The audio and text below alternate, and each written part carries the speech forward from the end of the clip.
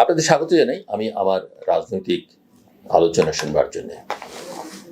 সেদিন রাতেই হঠাৎ খবর এলো গুলশানের অভিজাত এক বাসা থেকে চাঁদাবাজির অভিযোগে আটক 5 তরুণ। প্রথমে ভেবেছিলাম আবার কোনো পুরনো দলের ছাত্র সংগঠনের চিহ্নহীন ক্যাডাররা হবে, কিন্তু না, নাম দেখে চোখ কপালে ওঠে। আব্দুর রাজ্জাক রিয়াদ, যিনি বৈষম্য বিরোধী ছাত্র আন্দোলনের নেতা ছিলেন, তিনি সেই তরুণদের একজন, যাদের আমরা মনে করেছিলাম নতুন বাংলাদেশের ধারক ও বাহক। অথচ তার বাসা থেকে উদ্ধার হয়েছে প্রায় 2,25,00,000 টাকার চেক। আর এই রিয়াদকে যখন আদালতে নেওয়া হয়, তখন খবর আসে যে তিনি গুলশানে সাবেক এক এমপির বাসায় গিয়ে 50 লাখ টাকা চাঁদা চেয়েছিলেন। না দিলে তাকে পুলিশে ধরিয়ে দেওয়ার হুমকি দিয়েছিলেন। কোথায় গেল সেই নতুন রাজনৈতিক সংস্কৃতির কথা, সেই আদর্শ যার জন্য ছাত্ররা রাজপথে গড়াগড়ি খেয়েছিল? এই প্রশ্নগুলো আজ বাংলাদেশের প্রতিটি বিবেকবান নাগরিকের মনে দানা বাঁধছে। কারণ ঘটনাটি একক কোনো ব্যক্তির বিচ্যুত নয়, বরং একটি ধারাবাহিক পচনের বহিঃপ্রকাশ, যেখানে নতুন বন্দোবস্ত নামের বেলুনটি দিনের আলোতেই চুপসে পড়ছে। আমরা যারা নতুন বাংলাদেশের স্বপ্ন দেখেছিলাম, নতুন বাংলাদেশ বলতে অন্যরা যেরকম বলছে আমি তেমনটা বলছি না, পরিবর্তিত আরো আধুনিক উদার বাংলাদেশের, গণতান্ত্রিক বাংলাদেশের স্বপ্ন দেখেছিলাম, তারা জানতাম একদিন না একদিন শেখ হাসিনার দুঃশাসনের বিরুদ্ধে একটা গণ অভ্যুত্থান হবে। সেই দিনটি এলো 2024 সালের জুলাই মাসে। রাজপথে লাখো মানুষ, ছাত্র জনতার ঢল, গণসংযোগ, ব্যানার, পোস্টার, গ্রাফিতি, সব কিছু মিলিয়ে মনে হয়েছিল বাঙালির রাজনৈতিক মুক্তির একটা নতুন সূর্য উঠেছে। সেই অভ্যুত্থানের পর যাদের হাতে আমরা নেতৃত্ব দিয়েছিলাম বা যারা নিজেরাই নিয়েছিলেন, আসলে তাদের অনেকেই আজ চাঁদাবাজি, ঘুষ, কমিশন, টেন্ডার বাণিজ্য, প্রভাব বিস্তার আর দখল পাচালির জালে জড়িয়ে পড়েছে। এনসিপির যুগ্ম আহ্বায়ক মাহবুব আলম মাহির বিরুদ্ধে 6.5 কোটি টাকার লেনদেনের অভিযোগ এসেছে অস্ট্রেলিয়া থেকে। আবার সেই একই অভিযোগে তার ভাই মাহফুজ আলম, যিনি সরকারের তথ্য ও সম্প্রচার উপদেষ্টা, তাকেও অভিযুক্ত করা হচ্ছে। যদিও তিনি পাল্টা পোস্টে এসব অভিযোগকে বড় ষড়যন্ত্র বলছেন, তবুও যে প্রশ্নগুলো উঠছে তা কিভাবে চাপা দেব? এনসিপির অন্যান্য নেতা বা যারা সরকারি ছিলেন উপদেষ্টা, তাদের বিরুদ্ধে নানা রকমের অভিযোগ আছে, এবং অভিযোগ শুধু তাদের বিরুদ্ধে নেই, তাদের বাবা, আত্মীয় স্বজনদের বিরুদ্ধে নানা অভিযোগ।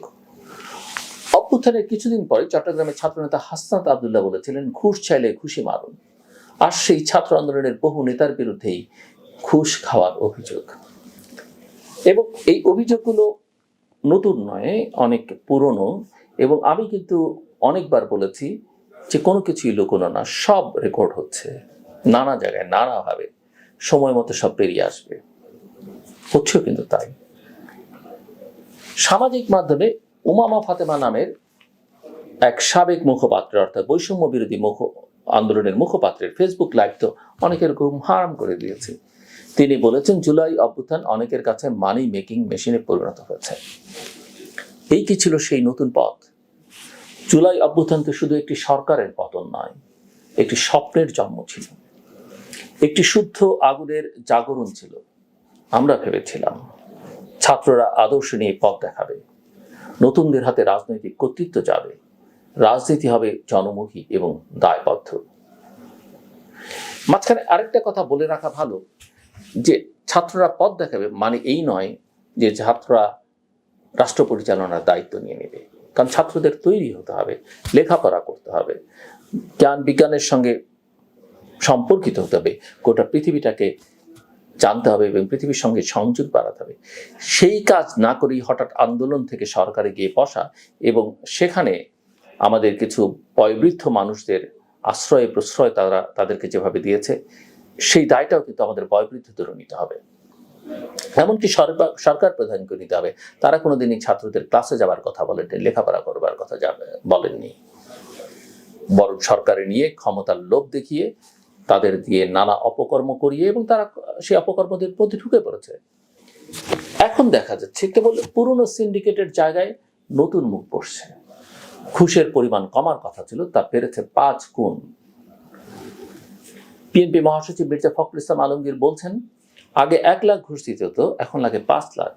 কেউ কেউ ভাবতে পারেন তিনি রাজনৈতিক উদ্দেশ্যে এমন বলেছেন, কিন্তু বাস্তবতা বলছে ভূমি অফিস, পাসপোর্ট দপ্তর, বিআরটিএ, এমনকি থানার ওসির কাছে যাওয়া সবখানি মানুষ আগের চেয়ে বেশি হয়রানির শিকার হচ্ছে। প্রথম আলো বলছে, পিটিসিএল এর একটা প্রকল্পে দুর্নীতির অভিযোগের তদন্ত চলার মাঝেই সেটি চালু করার তোড়জোড় চলছে। প্রধান উপদেষ্টার বিশেষ সহকারী দুদকের চেয়ারম্যানকে গিয়ে অনুরোধ করেছেন। অভিযোগ উঠেছে, সরকার গঠনের পরই এই প্রকল্পে যন্ত্রপাতি কেনার জন্য প্রভাব খাটানো হয়েছে। বুঝে আসছে না কারা আদৌ নতুন বাংলাদেশের প্রতিনিধি। আমরা কি শাসন ব্যবস্থা বদলাতে পেরেছি, নাকি শুধু মুখ বদলেছি?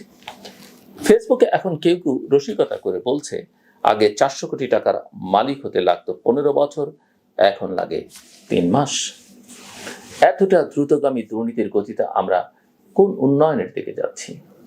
সরকারের পক্ষ থেকে মাঝে মাঝে কিছু পদক্ষেপ নেওয়ার ঘোষণা আসে, কাউকে বহিষ্কার করা হয়, কারো পদ স্থগিত করা হয়। সরকার বলতে সরকারি দলের কথাই বিশেষ করে বলা যেতে পারে। সরকারি দল বলতে আমরা এনসিপির কথাই সবাই বিবেচনার মধ্যে নেন। কিন্তু অপরাধের পর যে আইনি ব্যবস্থা দরকার সেটা দেখা যায় না। এনসিপির যুগ্ম সদস্য সচিব গাজী সালাউদ্দিন তানভীরের বিরুদ্ধে 400 কোটি টাকার কমিশন গ্রহণের অভিযোগ থাকলেও এখনো তার বিরুদ্ধে দৃশ্যমান কোনো কঠোর পদক্ষেপ নেই। বরং দেখা যায় সরকারের ভেতর থেকেই অনেক সময় এসব দুর্নীতিকে মদদ দেয়া হচ্ছে। আমরা ভেবেছিলাম নতুন রাজনৈতিক সংস্কৃতি তৈরি হবে, কিন্তু দেখা যাচ্ছে ক্ষমতা বদল হয়েছে, কিন্তু চরিত্র বদলায়নি। আসলে এটাই আজকের বাংলাদেশের সবচেয়ে বড় ট্র্যাজেডি। অনেকেই মনে করছেন যারা আন্দোলনের সময় নেতৃত্ব দিয়েছেন তাদের অনেকেই দায়িত্ব নেওয়ার পর বুঝতেই পারেননি কিভাবে এই ক্ষমতা পরিচালনা করতে হয়, তাই তারা পুরনো প্রক্রিয়ার অনুসরণ করেছেন। টেলিগ্রাম গ্রুপে বসে এখন ক্ষমতাচ্যুত আওয়ামী লীগের নেতারাও নিজেদের রাজনৈতিক সক্রিয়তা বজায় রাখছেন, কিন্তু সেখানেও চলছে চাঁদাবাজির অভিযোগ। গ্রুপে প্রবেশের জন্য, বৈঠকে কথা বলার সুযোগ পাওয়ার জন্য অর্থ লেনদেনের খবর আসছে ভারতীয় সংবাদ মাধ্যম নিউজ 18-এর রিপোর্টে। এতটুকুতেই শেষ নয়, শেখ হাসিনার উপস্থিতি থাকা বৈঠকে কথা বলার সুযোগ পেতেও টাকা দিতে হয়, এমন অভিযোগ উঠেছে। তাহলে কারা বদলালো? কাদের শিক্ষা হলো? আর কিসের নতুন বন্দোবস্ত? আবারও প্রশ্ন উঠে আসে, 5 আগস্টের পর আমরা কি চেয়েছিলাম? জনগণের রাষ্ট্র করব বলে যে ছাত্ররা পথে নেমেছিল, যে সাধারণ মানুষ পথে নেমেছিল, তারা কি ক্ষমতার স্বাদ পেয়ে আদর্শ বিসর্জন দিচ্ছে? বিশেষ করে ছাত্র নেতাদের কথা বলা হচ্ছে, নাকি এটাই ছিল তাদের মূল উদ্দেশ্য? তাদের ব্যর্থতা শুধু তাদের নয়, সরকারেরও। কারণ সরকার যদি শুরুতেই কঠোর অবস্থা নিত, তবে এই অবস্থায় ছড়িয়ে পড়তো না, এই অবক্ষয় ছড়িয়ে পড়তো না।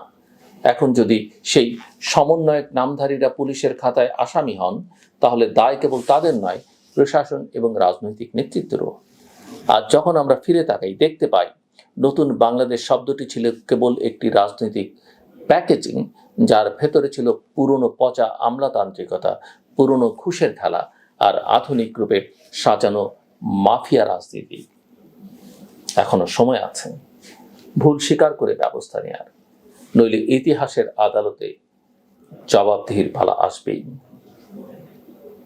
আমার কথা শুনবার জন্য অসংখ্য ধন্যবাদ। আপনাদের সবার জন্য শুভকামনা।